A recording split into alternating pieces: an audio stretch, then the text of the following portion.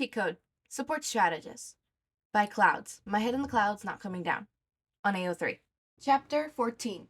Discovery.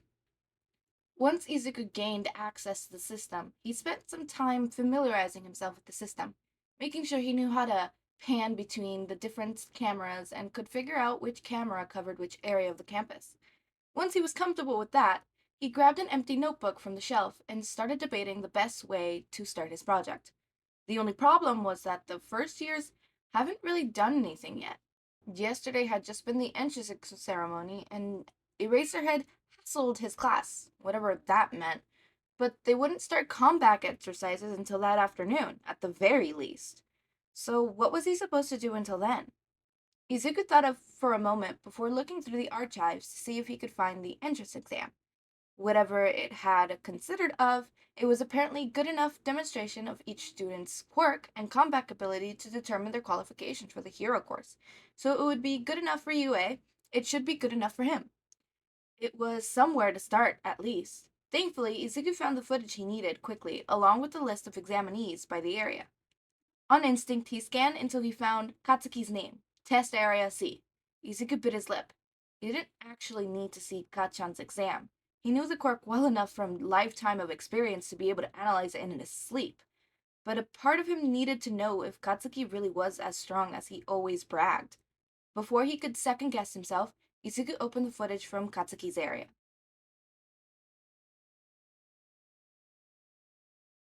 Leaving a trail of robot parts in his wake. Izuku felt a surge of anger. Couldn't he at least leave some robots for other people? No, that would require him thinking about other people for once in his life, wouldn't it? As he watched Katsuki destroy robot after robot, Izuku couldn't help but feel grateful that he hadn't tried for the hero course. As much as he hated to admit it, he really wouldn't have stand a chance against robots like that. They weren't the kind of opponent that he would have been able to beat simply by analyzing them. He wouldn't have gotten a single point. Katsuki, however, didn't even blink as he destroyed robots left and right. The main issue that Izuku could see was his recklessness. True to form, Katsuki treated the other examinees like extras. They weren't even there, resulting in several instances where someone could have been injured from either his explosions or the sharpener and debris that went flying from the destruction of each robot. Izuku watched as Katsuki let loose a giant explosion less than a foot from another examinee's face, effectively sealing the three-pointer that he'd been about to destroy. The other examinees that he'd done something like this had to shrug it off and found another robot far away from Katsuki's attack radius. This one, however, some kid with purple hair that seemed to defy gravity, got angry. Izuku grimaced, knowing what was about to happen as the kid yelled at Katsuki, who wasn't going to let an insult like that stand. To his surprise, however, Katsuki turned around and walked away, allowing the purple-haired kid to finish off three-pointer that had been injured by Katsuki's attack. That couldn't be right. Katsuki would never have backed down like that. If All Might himself had been yelling at him, much less if some extra he didn't even know. So what had that kid said to him to just drop it? Is there audio on these cameras? Izuku murmured to himself, looking at the files more closely. Even if there was, the noise from the fight would probably have drowned out the conversation, but Izuku had to try anyways. He had to know what the kid said. As it turns out, the cameras did have audio, but when Izuku listened to the camera he'd been watching, all he could hear was mad clinging and explosions as the students raced to destroy the robots. He almost gave up, but then he realized that for an exam like this, Nezu probably have gone through extra trouble to make sure that there weren't any blind spots. That meant there might be an actual camera closer to where the two of them been fighting, just pointed in the wrong direction, so that it had the different vision. Within a few minutes, Izuku had found a camera that was almost directly above the fight he was listening to. When he first opened the audio, he was worried that he still wouldn't be able to hear anything above the noise of the fighting, but after a few seconds, he heard Katsuki's familiar voice. He could barely make it out above the din and combat, but Izuku could still understand what he was saying, if he concentrated.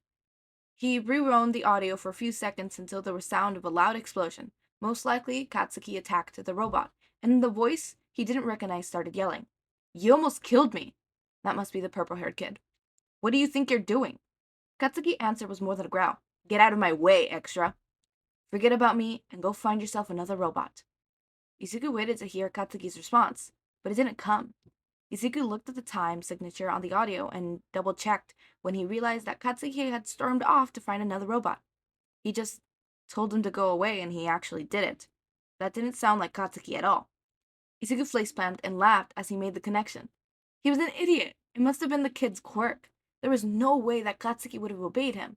But what was his quirk? It'd probably be in his file, assuming that Katsuki had access to it.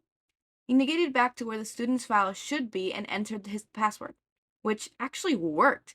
Information like the student's phone numbers and addresses were blocked out, but Izuku suspected that Nezu intended that as a mental exercise more than anything else. He didn't need any of that right now, though he needed their quirks. He cross-referenced the list of examinees in Area C with the Hero Course students, only to come empty. Confused, because someone who could get Katsuki to obey him was obviously extremely strong, Izuku widened his search to all the first-year students. Hitoshi Shinso, Quirk, brainwashed. The three-pointer Izuku had seen him take out was about half his points, since his quirk naturally wasn't destructive, so he didn't have nearly enough points to get into the hero course, which Izuku honestly thought was a crime. Yeah, Shinso couldn't compete with the kids like Katsuki when it came to destroying robots, but his quirk would be so useful for hostage situations and overpowered villains that could be beat head on. And his quirk most likely had a lot of room to grow, since he could obviously modify memories with a simple command.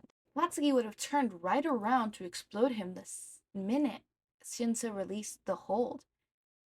If more complicated command and maybe interrogations, even though the file said he couldn't give any command that required high brain function yet.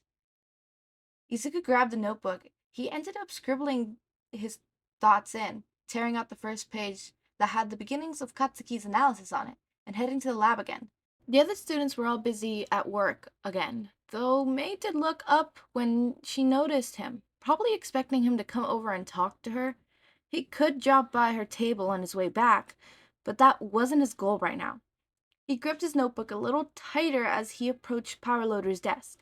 Izuku felt bad about interrupting whatever their teacher was working on, but Powerloader had said that if he was here to answer any questions they had about projects, and said he wouldn't get in trouble for reporting bullying, so maybe he wouldn't get in trouble for interrupting him either?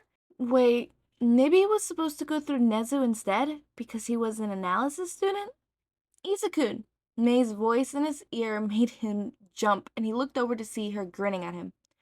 What are you working on? Do you have a project? Do you need approval? Are you gonna make a super cool analysis, baby?